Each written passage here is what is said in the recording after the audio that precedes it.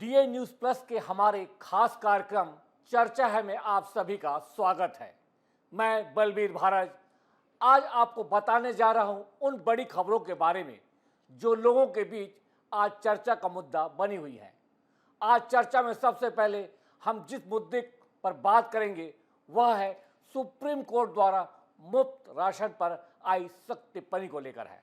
जी हां, हम आपको बता दें कि सुप्रीम कोर्ट द्वारा मुफ्त राशन पर सख्त टिप्पणी आई है, जिसके बाद अब राजनीतिक दलों द्वारा चुनावी वादों और विभिन्न योजनाओं के नाम पर भी कैश बांटने जैसी फ्री बीज को लेकर जनता के बीच बहस छिड़ गई है। जी हां, जैसे ही राशन पर सुप्रीम कोर्ट की टिप्पणी आई है, वैसे ही लोगों के बीच अब राजनीतिक दल जो चुनाव में वादे करते हैं और विभिन्न योजनाओं के तहत जो कैश बांटते हैं, इसको लेकर अब बहस छिड़ चुकी है लोगों के बीच। आपको बता दें कि मुफ्त की रेवड़ी को लेकर प्रधानमंत्री नरेंद्र मोदी ने सबसे पहले चिंता जाहिर करते हुए कहा था कि रेवड़ी कल्चर देश के विकास के लिए बहुत ही खतरनाक है।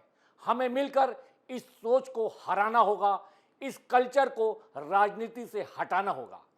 और दूसरी तरफ दिल्ली के पूर्व मुख्यमंत्री कहते हैं कि बच्चों को मुफ्त शिक्षा और लोगों को फ्री में इलाज देना रेवड़ी बांटना नहीं है। हम एक विकसित और गौरवशाली भारत की नींव रख रहे हैं। जी हाँ, ये दो विचारधाराएं हैं जो देश में रेवड़ी कल्चर को प्रमोट करने की बात करती हैं, और जहां मोदी बोलते हैं कि इसे खत्म किया जाए, तो कुछ लोगों का इस मामले में कहना है कि कुछ योजनाओं में जो बहनों के, माताओं के या अन्य नामों पर जो पैसे दिए जाते हैं, कैश दिए जाते हैं, वो सब बंद होना चाहिए। लेकिन अगर शिक्षा की बात हो रही है और अगर बात हो रही है इलाज की, तो ये एक जरूरी चीज़ें हैं, इसे देने में कोई हर्ज नहीं है। तो ये दो विचारधारा है जिस पर बहस चल रही है, और इसको लेकर भी आपको बता दें कि ये मुफ्त रेवड़ी कल्चर को भी लेकर सुप्रीम कोर्ट में एक याचिका दायर है। अब आपको बताते हैं कि सुप्रीम कोर्ट ने 9 दिसंबर को केंद्र सरकार के मुफ्त राशन बांटने पर सख्त टिप्पणी की। कोर्ट ने कहा, कब तक ऐसे मुफ्त राशन बांटा जाएगा? सरकार रोजगार के अवसर क्यों नहीं पैदा कर रही? सुप्रीम कोर्ट ने प्रवासी श्रमिकों के लिए रोजगार के अवसर पैदा करने को जोर देते हुए कहा कि लोग कब तक मुफ्त की चीज़ें दी जा सकती हैं। सोमवार को जस्टिस सूर्यकांत और मनमोहन की पीठ उस समय हैरान रह गई जब केंद्र सरकार ने अदालत को बताया कि राष्ट्रीय खाद्य सुरक्षा अधिनियम 2013 के तहत 81 करोड़ लोगों को मुफ्त या रियायती राशन दिया जा रहा है। हैरान पीठ ने चुटीले अंदाज में कहा, इसका मतलब है कि केवल करदाता ही इससे वंचित हैं। जी हाँ, उसके पीछे उनका यह कहना था कि करदाताओं को छोड़कर बाकी पूरे देश को मुफ्त में अनाज दिया जा रहा है। आपको बता दें कि शीर्ष अदालत कोरोना महामारी के दौरान प्रवासी मजदूरों की समस्याओं और उन्हें राहत प्रदान करने के लिए स्वतः संज्ञान लेकर इस मामले की सुनवाई कर रही है। एक एनजीओ की ओर से पेश हुए अधिवक्ता प्रशांत भूषण ने कहा कि ई श्रम पोर्टल पर पंजीकृत सभी प्रवासी श्रमिकों को मुफ्त राशन उपलब्ध कराने के लिए निर्देश जारी किए जाने की आवश्यकता है।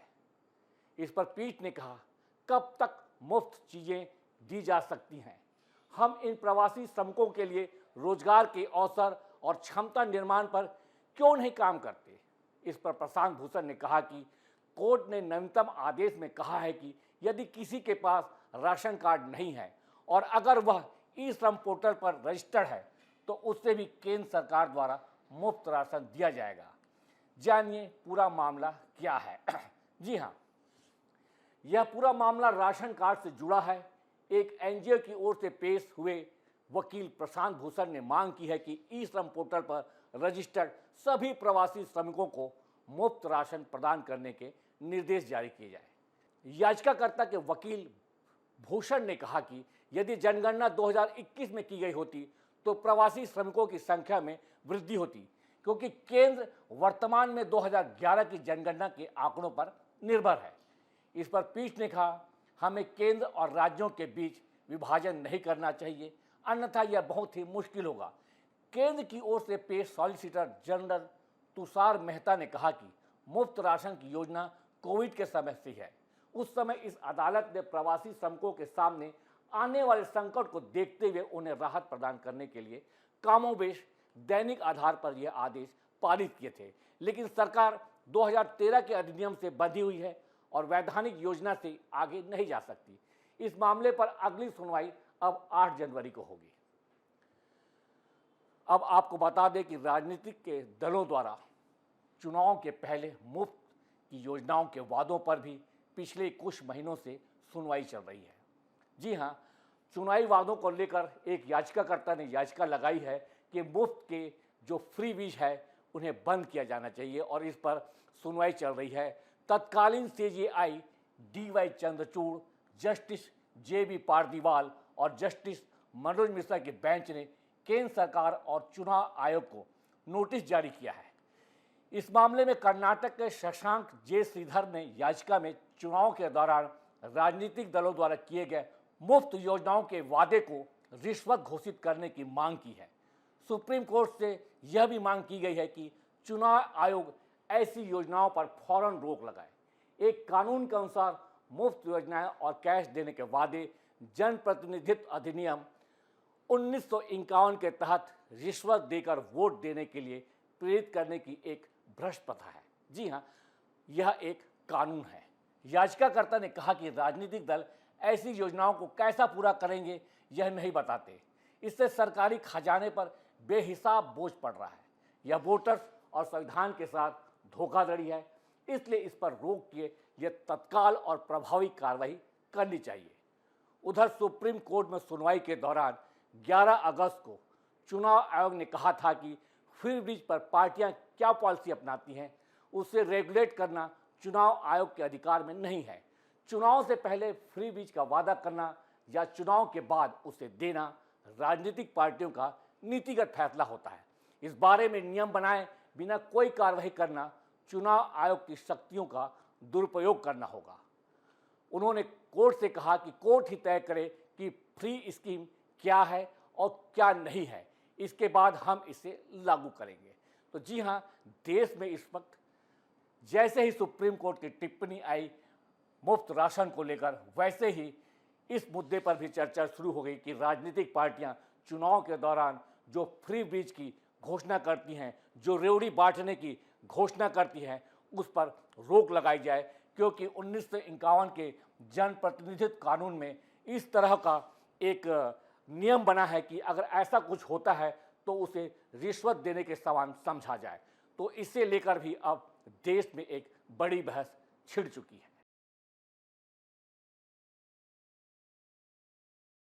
आज की चर्चा का जो दूसरा मुद्दा है वह है बांग्लादेश में हो रही हिंसा पर।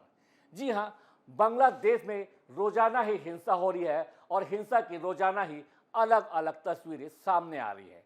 बांग्लादेश और भारत के बीच सब कुछ ठीक नहीं चल रहा है।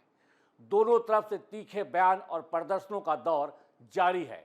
बांग्लादेश की राजधानी ढाका में बांग्लादेश नेशनल पार्टी ने रविवार को इंडियन हाई कमीशन के सामने भारत के विरोध में लॉन्ग मार्च निकाला। वहीं बांग्लादेश में हिंदुओं के साथ हो रहे व्यवहार को लेकर भारत में भी प्रदर्शन का अनवरत दौर जारी है। वैसे इस मामले में भारत सरकार ने भी चिंता दिखाई है। सोमवार को भारत के विदेश सचिव ने बांग्लादेश के विदेश सलाहकार मोहम्मद तौहीद हुसैन के साथ मुलाकात कर इस मुद्दे पर बात की। भारत में लोग बांग्लादेश के अंतरिम मुखिया मोहम्मद यूनुस को शांति के लिए मिले नोबेल पुरस्कार पर अब तीखे सवाल खड़े कर रहे हैं और इन सवालों के मार्फत प्रहार भी कर रहे हैं। लोगों का कहना है कि जिसकी सरपरस्ती में बांग्लादेश में हिंदुओं के खिलाफ जमकर हिंसा अत्याचार हो रहे हैं, ऐसे में क्यों ना उनसे शांति का नोबेल पुरस्कार छीन लिया जाए। लोग सवाल उठा रहे हैं कि आखिर शांति का पक्षधर कैसे अपने देश में हिंसा होने दे रहा है, जबकि अभी वह स्वयं बांग्लादेश का मुखिया है। बहरहाल बांग्लादेश में अल्पसंख्यक हिंदुओं पर अत्याचारों के बढ़ते मामलों के बीच एक विवादित घटना सामने आई है। बांग्लादेश नेशनल पार्टी के वरिष्ठ संयुक्त महासचिव रूहुल कबीर रिजवी ने ढाका में भारत विरोधी प्रदर्शन करते हुए अपनी पत्नी की भारतीय साड़ी को जलाया। इस दौरान उन्होंने भारतीय उत्पादों के बहिष्कार का आह्वान किया। रिजवी ने यह विरोध त्रिपुरा में बांग्लादेश के उच्चायोग में कथित तोड़फोड़ और बांग्लादेशी झंडे के अपमान के खिलाफ किया। मीडिया रिपोर्ट्स के अनुसार उन्होंने सार्वजनिक रूप से भारतीय साड़ी जलाते हुए लोगों से भारतीय सामान न खरीदने की अपील की। उन्होंने कहा कि जिन लोगों ने हमारे राष्ट्रीय ध्वज का अपमान किया है, हम उनका सामान खरीदकर उनका समर्थन नहीं करते। हमारी माताएं बहनें अब भारतीय साड़ी नहीं पहनेंगी। इसके ठीक उलट यह प्रदर्शन भारत में भी जारी है। कोलकाता के salt lake international bus terminal के पास प्रदर्शन में लोगों ने बांग्लादेश की जमदानी साड़ियों का जलाया। उन्होंने बांग्लादेश के सामानों का बहिष्कार करने का आह्वान किया और चेतावनी दी, अगर तिरंगे का अपमान और हिंदुओं पर हमले जारी रहे तो भारत के लोग चुप नहीं बैठेंगे। भारत और बांग्लादेश के बीच अभी रिश्ते ठीक नहीं चल रहे हैं। ठीक ऐसे समय में पीडीपी नेता इल्तिजा मुफ्ती के हिंदुत्व के खिलाफ दिए बयान ने राजनीतिक सरगर्मी बढ़ा दी है। इल्तिजा ने हिंदुत्व को नफरत फैलाने वाली विचारधारा बताया और आरोप लगाया कि जय श्री राम के नारे का इस्तेमाल आजकल हिंसा और लिंचिंग के लिए हो रहा है। उन्होंने हिंदुत्व को एक बीमारी बताते हुए कहा कि इसका इलाज जरूरी है। वही हिंदुत्व और हिंदू धर्म पर इल्तिजा के नौसिखिया ज्ञान के कारण देश का राजनीतिक पारा गर्म हो गया है। भारतीय जनता पार्टी ने महबूबा मुफ्ती की बेटी पर समाज में विभाजन पैदा करने का आरोप लगाया है। वहीं कांग्रेस ने धर्मों के बीच आपसी सम्मान की वकालत की है। अल्पसंख्यकों के खिलाफ हिंसा और नफरत भरे भाषणों का सिलसिला जारी है। इस कांड को निशाना बनाते हुए एक कट्टरपंथी व्यक्ति का वीडियो सोशल मीडिया पर तेजी से वायरल हो रहा है। वीडियो में व्यक्ति खुलेआम इस कांड पर प्रतिबंध लगाने की मांग करता है और धमकी देता है कि अगर सरकार ऐसा नहीं करती तो वे खुद हिंसात्मक कदम उठाएंगे। बांग्लादेश के वाइस प्रेसिडेंट राधा रमन दास ने इस वीडियो को साझा करते हुए कहा है कि यह भाषण किसी एक इलाके तक सीमित नहीं है, बल्कि बांग्लादेश के हर कोने से इस तरह के बयान उठ रहे हैं। उन्होंने ट्वीट करते हुए इस घटना को लेकर अंतर्राष्ट्रीय समुदाय से सवाल किया है कि आखिर क्यों ऐसे कट्टरपंथियों पर कार्रवाई नहीं हो रही है। बांग्लादेश की राजनीति में आने वाले वक्त में कुछ बड़ा हो सकता है। बांग्लादेश के पूर्व प्रधानमंत्री शेख हसीना का भी बयान सामने आया है। उन्होंने मौजूदा अंतरिम सरकार पर जमकर निशाना साधा और कहा है कि अंतरिम सरकार के मुखिया प्रोफेसर यूनुस हत्यारे हैं। उन्होंने आवामी लीग के कार्यक्रम को वर्चुअली संबोधित करते हुए कहा कि हमें एकजुट होना होगा और अपने देश को बचाना होगा। अपने वर्चुअल संबोधन में शेख हसीना ने कहा, यह अंधेरा दूर होगा। इस फांसीवादी हत्यारे षड्यंत्रकारी यूनुस सरकार को बांग्लादेश के लोगों से सबक मिलेगा। बांग्लादेश में हिंदुओं पर अत्याचार के मुद्दे पर सोमवार को यह पश्चिम बंगाल विधानसभा में भी जमकर हंगामा हुआ। राज्य के मुख्यमंत्री ममता बनर्जी और विपक्ष के नेता शुभेंदु अधिकारी के बीच हिंसा को लेकर जमकर तकरार हुई। शुभेंदु अधिकारी ने ममता बनर्जी पर तुष्टीकरण की नीति अपनाने का आरोप लगाया। विधानसभा में मुख्यमंत्री ममता बनर्जी ने कहा कि राजनीतिक दल पश्चिम बंगाल में तनाव पैदा करने की कोशिश कर रहे हैं। विपक्ष के नेता शुभेंदु अधिकारी ने ममता पर पलटवार किया। शुभेंदु अधिकारी ने ममता बनर्जी से सवाल किया कि क्या इस कांड और सयान घोष पर हमला फर्जी था। ममता बनर्जी फर्जी है। अपनी तुष्टीकरण की राजनीति के लिए वह राजनीतिक दलों का आरोप लगाते हुए ऐसी बातें कह रही है। बांग्लादेश हिंसा मामले में छत्तीसगढ़ के गृह मंत्री विजय शर्मा का भी बयान सामने आया है। उन्होंने बांग्लादेशी घुसपैठियों को लेकर बड़ा बयान दिया है। उन्होंने कहा कि बांग्लादेश से आने वाले लोग छत्तीसगढ़ में जहां भी होंगे उन्हें वहां से निकाला जाएगा और बाहर भेजा जाएगा। यह कार्रवाई प्रदेश में चलेगी। विजय शर्मा ने कहा कि कोंडागांव जिले से 46 बांग्लादेशी अभी जेल में हैं। इसी तरह बस्तर से लगभग 500 और कवर्धा जिले से करीब 350 बांग्लादेशी घुसपैठियों को बाहर भेजा गया है। जहां भी बांग्लादेश से आए लोगों के रहने की जानकारी लोगों को मिलती है, पुलिस को तुरंत कार्रवाई करनी होगी। जी हाँ, छत्तीसगढ़ के गृह मंत्री ने भी इस पर सख्त बयान जारी किया है।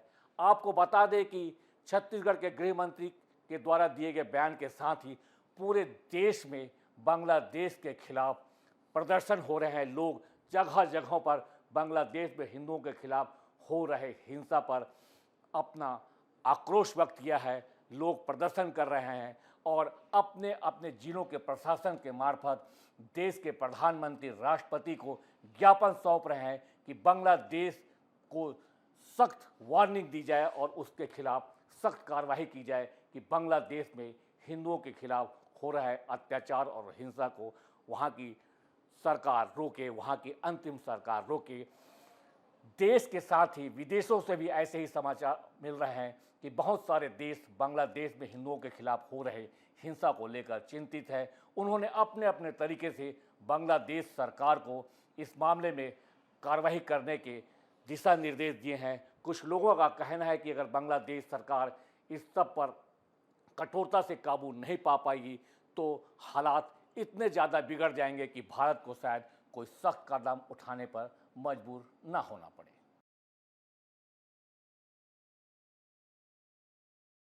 आज चर्चा में हमारा जो तीसरा विषय है वह है अल्लू अर्जुन और रश्मिका मंदाना स्टारर पुष्पा द 2 को लेकर। जी, फिल्म ग्लोबली अब तक भूल नहीं पाए हैं।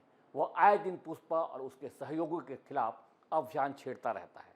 इन सब के बीच स्मगलर बन चुके, पैसा कमा चुके पुष्पा का स्वैग और बढ़ गया है। वह अपने आत्मसम्मान के लिए किसी भी कीमत पर कुछ भी करने को तैयार रहता है। इतना ही नहीं, जब प्रदेश के मुख्यमंत्री उसके साथ फोटो खिंचाने को मना करते हैं तो वह पैसे और पावर का इस्तेमाल करके तख्ता पलट कर देता है। पुष्पा इस बार 5,000 करोड़ में चंदन की लकड़ियों का सबसे बड़ा डील दूसरा था, वह यहाँ पूरी तरह से ध्वस्त होता है। इस बार गाने उतने कमाल नहीं बन पाए हैं जितनी पिछली पुष्पा ने किया था। एक दो सॉन्ग्स में अल्लू अर्जुन और रश्मिका के डांस ने म्यूजिक की कमी को पूरी करने की कोशिश की है। पुष्पा द रूल को दर्शकों का भरपूर प्यार मिल रहा है। यह फिल्म आज के युवा और हालातों को देखते हुए आज की चर्चा में बस इतना ही। इसी तरह के गंभीर मुद्दों को लेकर आपसे चर्चा में हम कल फिर मिलेंगे। तब तक के लिए हमें आज्ञा दीजिए। नमस्कार, जय हिंद।